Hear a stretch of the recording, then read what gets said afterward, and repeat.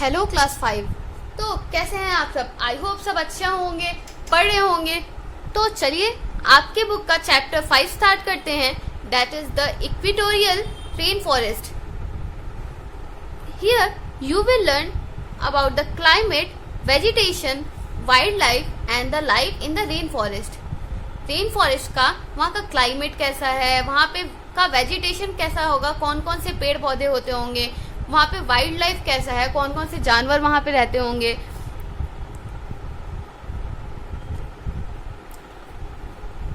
Dad promised to take Chini and Angie on a jungle safari this vacation. Chini and Angie are looking at pictures of different types of forest. Dad ने आज promise किया कि चीनी और एंजी को जंगल safari पे ले जाएंगे वेकेशन में घुमाने, ठीक है।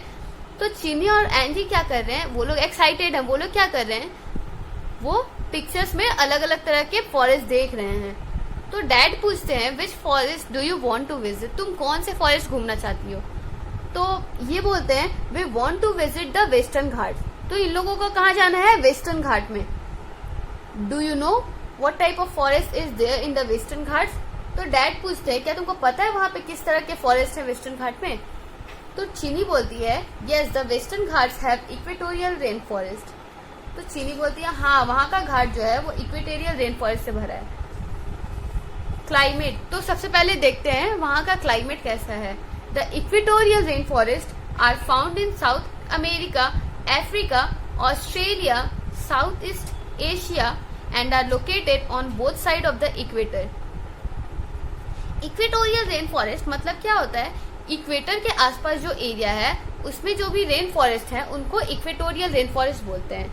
इक्वेटर के आसपास जो एरिया में रेन फॉरेस्ट है उनको इक्वेटोरियल रेन फॉरेस्ट बोलते हैं। रेन फॉरेस्ट क्यों बोलते हैं, क्योंकि इक्वेटर के पास तो बहुत ज्यादा वहाँ पे ह्यूमिड क्लाइमेट होता है, बहुत ज्यादा बारिश होती है, गर्मी बहुत ज्यादा होता है, उसकी वजह से इवेपोरेशन ज्यादा होता है।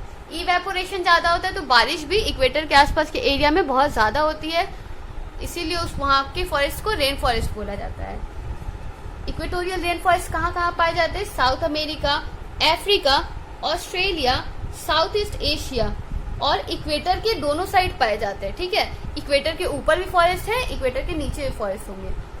This forest fall in the torrid zone. As you have read before, places in the torrid zone receive direct rays of sun and this causes a lot of evaporation during the day time. ये forest कहाँ पे है, torrid zone में है। Torrid zone क्या, torrid zone कहाँ है, tropic of cancer से लेके ट्रॉपिक ऑफ कैप्रिकॉर्न के बीच का जो एरिया है वो है torrid zone. Tropic of cancer से लेकर के ट्रॉपिक ऑफ कैप्रिकॉर्न के बीच का जो एरिया है वो है टॉरिड जोन। और टॉरिड जोन में जो फॉरेस्ट होते हैं उनको क्या बोलते हैं, इक्वेटोरियल रेन फॉरेस्ट। क्यों, क्योंकि वहां पे बारिश होती है, क्योंकि वहां पे बारिश बहुत ज्यादा होती है। एक मिनट में आपको दिखाती हूँ, ये देखिए ट्रॉपिक ऑफ कैंसर से लेके ट्रॉपिक ऑफ कैप्रिकॉर्न के बीच का जो एरिया है ये है टॉरिड जोन, ठीक है। ये टॉरिड जोन है, यहाँ के जो फॉरेस्ट होंगे उनको ट्रॉपिकल रेन फॉरेस्ट बोला जाता है। इनको क्या बोला जाता है, ट्रॉपिकल रेन फॉरेस्ट। आपने पढ़ा था कि torrid zone receives the direct sun rays. Torrid zone में डायरेक्ट सनरेज मिलता है, इसी वजह से वो बहुत ज्यादा वार्म होता है, वहाँ का क्लाइमेट बहुत ज्यादा वार्म होता है। वहाँ का हॉट क्लाइमेट की वजह से वाटर इवेपोरेट होता है, वहाँ का वाटर बॉडीज से वाटर इवेपोरेट होके क्लाउड का फॉर्मेशन करते हैं और रेनफॉल होता है, ठीक है।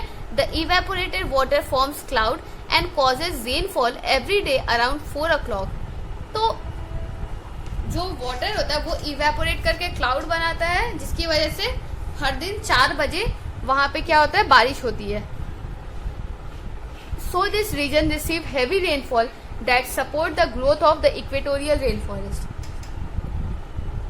टॉरिड जोन में हेवी रेनफॉल रिसीव होता है, ठीक है, वहां पे बहुत ज्यादा बारिश होती है, जिसकी वजह से वहां पे जो रेन फॉरेस्ट है वो अच्छे से ग्रो करते हैं। जितने भी फॉरेस्ट हैं उसमें ट्रीज अच्छे से ग्रो करते हैं और वो एवरग्रीन फॉरेस्ट होते हैं, वो एवरग्रीन फॉरेस्ट होते हैं। The temperature remains around 30 degrees Celsius and the climate is very hot with extreme humidity. Equatorial rain forest का जो है टेम्परेचर कितना होता है, लगभग 30 डिग्री सेल्सियस।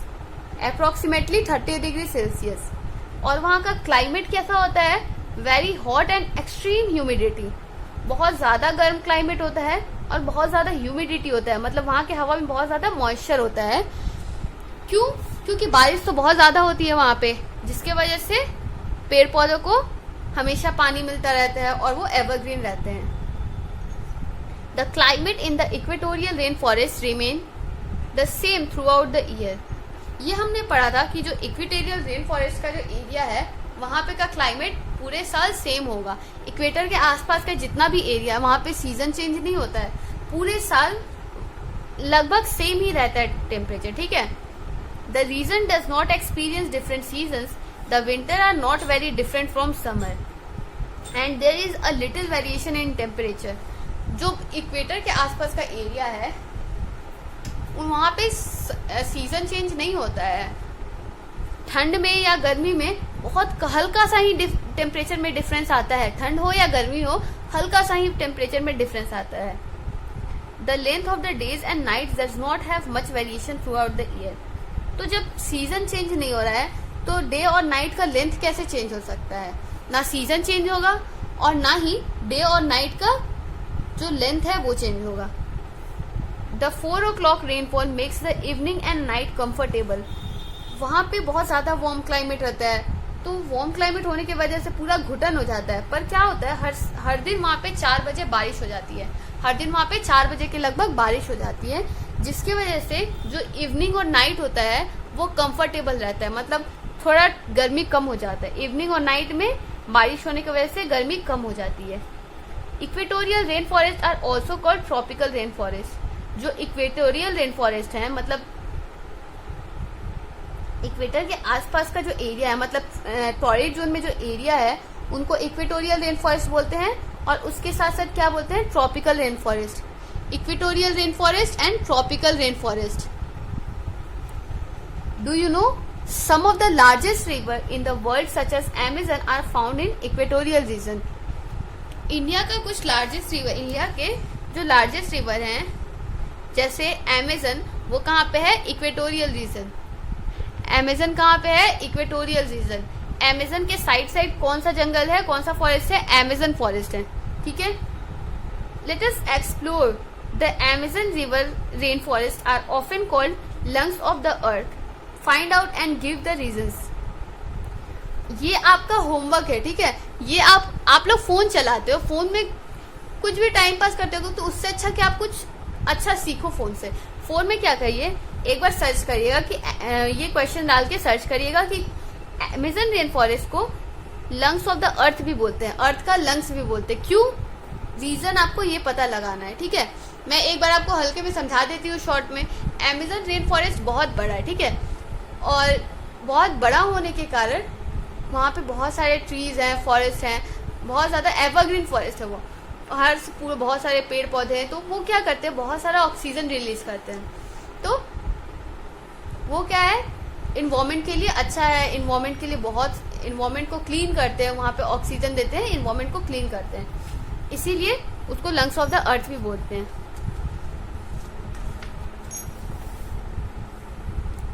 ये देखिए, Congo rain forest of Africa, Africa का Congo rain forest.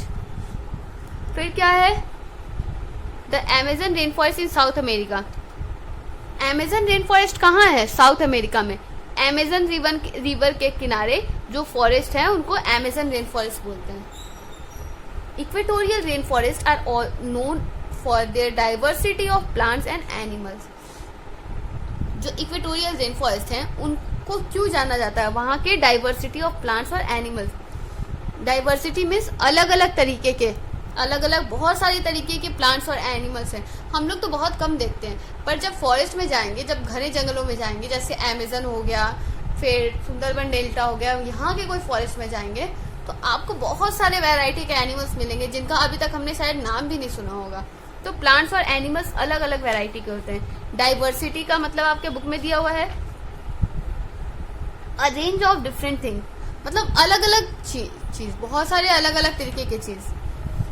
Let us learn about the vegetation and wild life of the equatorial rain forest. तो चलिए पढ़ते हैं कि इक्वेटोरियल रेन फॉरेस्ट में वहाँ का वेजिटेशन कैसा है और वाइल्ड लाइफ कैसा है। वेजिटेशन मतलब वहाँ की वनस्पति, कौन कौन से प्लांट्स वगैरह उगते हैं वहाँ पे, कैसा पेड़ पौधा होता है, ये सब पढ़ना है। और वाइल्ड लाइफ मतलब वहाँ पे कैसे कैसे जानवर रहते हैं, कौन कौन सी पक्षी रहती है, ठीक है। तो फर्स्ट टॉपिक क्या था, vegetation. The equatorial rain forest are called evergreen forest. Equatorial rain forest को एवरग्रीन रेन फॉरेस्ट भी बोलते हैं। क्यों? क्योंकि इक्वेटर के आसपास के एरिया में बहुत सारा ज़्यादा बारिश होती है, तो बारिश होने की वजह से पेड़ पौधों को भरपूर पानी मिलता है और वो एवरग्रीन रहते हैं। वहाँ पे फॉरेस्ट बहुत ज़्यादा घना रहता है। This forest always appears green because the trees in the forest shed the leaves at different times of the year. ये जो फॉरेस्ट हैं वो हमेशा ग्रीन ग्रीन दिखाई देते हैं। ये forest, evergreen forest, equatorial rain forest, वो पूरे साल ग्रीन ग्रीन दिखाई देते हैं। क्यों? क्योंकि यहाँ के जो ट्रीज होते हैं इतने ऊंचे ऊंचे होते हैं कि वो जो नीचे के छोटे छोटे ग्रीन फॉरेस्ट होते हैं, नीचे का जो देता है कुछ दिखता नहीं है, वो इतने घने पेड़ होते हैं, वो पौधा ही सिर्फ हम लोग को वो उसका लिप्स ही दिखता है, ठीक है। The combination of high temperature and high rainfall is ideal for the growth of variety of plants and trees.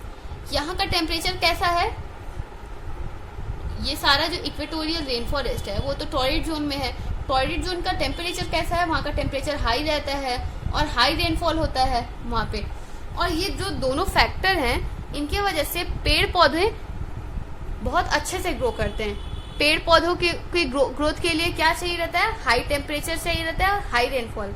और ये दोनों ही फैक्टर ट्रॉपिकल एवरग्रीन फॉरेस्ट में अवेलेबल है, मतलब उनको टेम्परेचर भी मिलेगा और बहुत ज़्यादा रेनफॉल भी होगा, इसीलिए वहाँ पे अलग अलग तरीके के प्लांट्स और ट्रीज हैं।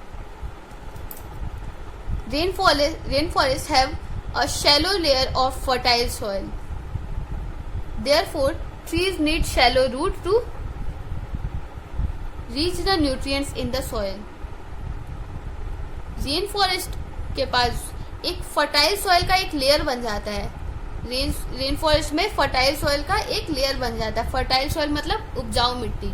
देयरफॉर तो वहाँ के ट्रीज क्या होते हैं, उनको भी शैलो रूट्स चाहिए, मतलब जो उससे कनेक्टेड हो, जो सॉइल से कनेक्टेड हो, वो जो जमीन के सतह पे हो, ठीक है।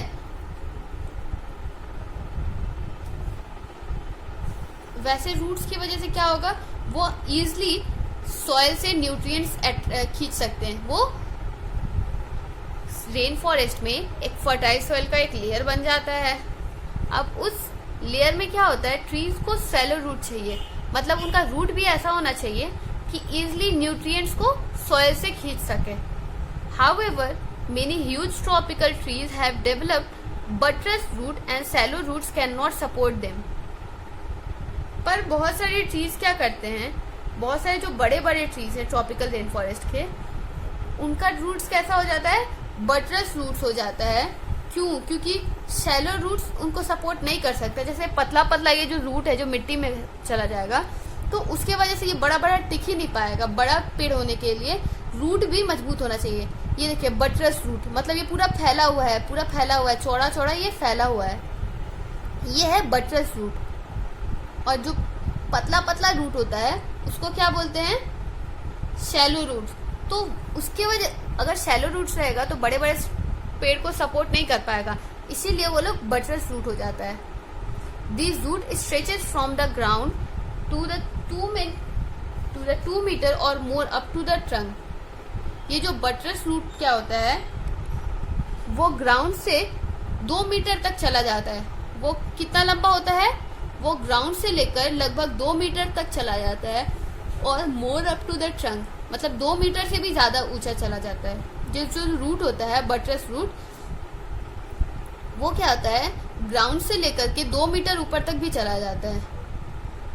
Equatorial rain forest are very thick and the plants grow in different layers. Equatorial rain forest जो है बहुत ज्यादा घना होता है, ठीक है। वहाँ पे जो पेड़ होते हैं बहुत ज्यादा हरे भरे होते हैं और अलग अलग लेयर्स में होते हैं। पहले सबसे ऊंचा वाला ट्री, उससे नीचे वाले लेयर का एक ट्री, अब इससे भी छोटा एक लेयर वाला ट्री होगा, फिर सबसे छोटा होगा, फिर श्रब्स वगैरह आ जाएंगे। बहुत सारा मल्टी लेयर्ड फॉरेस्ट है, ठीक है। Tropical rain forest is a multi layered rain forest. The top layer is called emergent layer. Top layer को ये जगह सबसे ऊंचा जो पेड़ होता है उससे जो लेयर बनता है उसको एमर्जेंट लेयर बोलते हैं। This layer has the tallest trees which grow as tall as 60 meters above the ground. Emergent layer मतलब जो सबसे ऊंचा ट्रीज होते हैं उनका जो लेयर होता है उसको एमर्जेंट लेयर बोलते हैं। वो 60 फीट से भी ज्यादा लंबे हो जाते हैं, 60 फीट तक लंबे होते हैं। एमर्जेंट लेयर कहाँ कितने लंबे होते हैं? 60 फीट तक पेड़ लंबे होते हैं। The second layer is canopy. The trees in the equatorial rain forest grow very tall and form a canopy of leaves and branches. The canopy blocks most of the sunlight and stops it from reaching the ground. Emergent layer से नीचे कौन सा वो होता है? Canopy layer. Emergent layer सबसे ऊंचा वाला पेड़, उससे छोटा कौन सा रहता है? कैनोपी। कैनोपी क्या होता है? कैनोपी में बहुत ज्यादा घना पेड़ होता है, ठीक है। पेड़ का जो वो होते हैं, ब्रांच होते हैं, वो बहुत ज्यादा फैले हुए होते हैं और वो क्या करते हैं कि the trees in the very tall, बहुत ज्यादा लंबे हो जाते हैं कैनोपी ट्रीज, और क्या करते हैं उनके लीव्स और ब्रांचेस पूरी जगह फैल जाते हैं। ये देखिए पूरी जगह फैल जाएंगे और क्या करेंगे, जो सनलाइट होते हैं उसको यहाँ नीचे जमीन तक नहीं जाने देंगे, सनलाइट को नीचे जमीन तक नहीं जाने देते हैं। कैनोपी खुद ही इतना घना हो जाता है कि इसी के पेड़ पौधे तक ही सीमित हो जाता है, इसको क्रॉस करके सनलाइट नीचे नहीं जा पाता। The third layer is a maze of leaves and branches. It is known as understory. Small trees, shrubs, ferns, creepers grow in this layer. Third layer किसका है? और भी शॉर्ट प्लांट्स का। मतलब कैनोपी से भी नीचे वाला लेयर थर्ड लेयर कौन सा है? Under story layer. Under story level में इस लेवल में क्या होता है? छोटे छोटे प्लांट्स होते हैं, श्रब्स होते हैं, फर्न्स होते हैं, क्रीपर्स होते हैं। Some vines called lianas use trees to climb up and get the sunlight. Vines मतलब लत्तर, मतलब जैसे ग्रेप वाइन होते हैं ना, तो वैसे ही वाइन्स मतलब क्या होता है? जैसे मनी प्लांट जैसे होता है ना कि किसी चीज का सपोर्ट लेके जो ऊपर चढ़ता हो।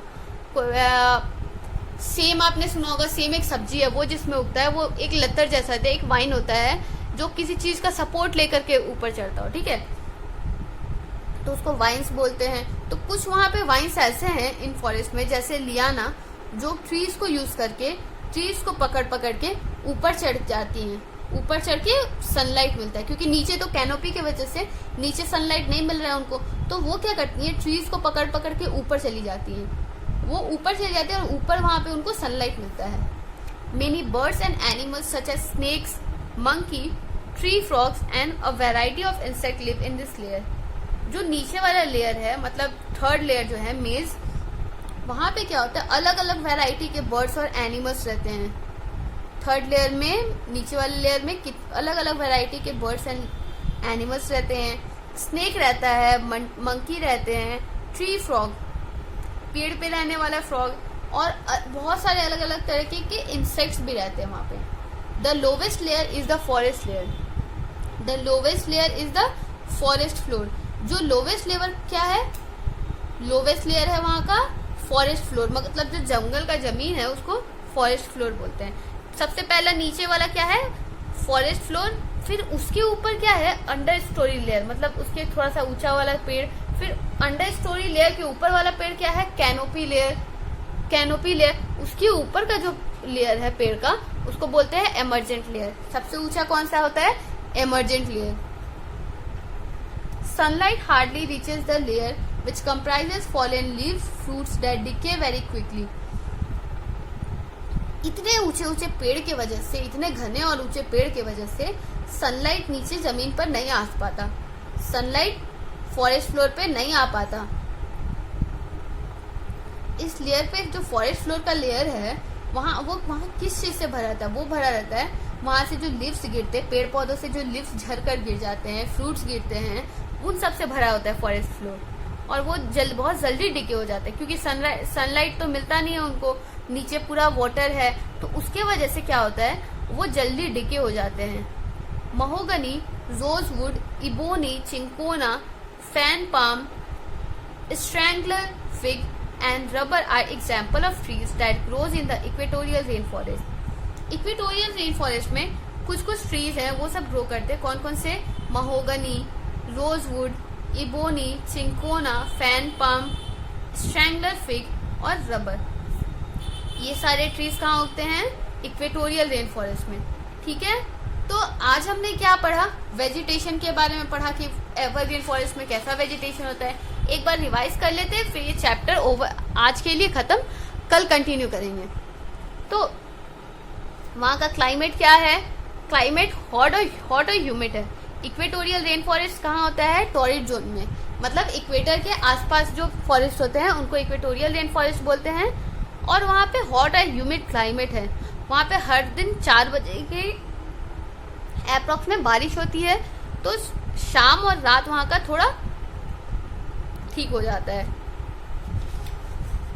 फिर क्या है? Amazon rain forest. Equatorial rain forest को हम लोग एवरग्रीन फॉरेस्ट भी बोलते हैं। क्यों? क्योंकि वहाँ पे बहुत ज़्यादा बारिश होती है, जिसकी वजह से हरे भरे पेड़ होते हैं। रूट्स के बारे में पढ़ा था। ट्रीज का जो सबसे ऊंचा लेयर है उसको एमर्जेंट लेयर बोलते हैं। उससे जो थोड़ा छोटा ट्रीज है उनको कैनोपी बोलते हैं। उससे छोटा जो ट्रीज होते हैं उनको अंडर स्टोरी बोलते हैं। और फॉरेस्ट फ्लोर क्या होता है? जो फॉरेस्ट का जो जमीन हो जाता है, वहां पे तक सनलाइट नहीं पहुंच पाता है। ठीक है, तो आज हमने वेजिटेशन पढ़ा, कल हम वाइल्ड लाइफ पढ़ेंगे। तो आज के लिए बाय बाय, मिलते हैं कल।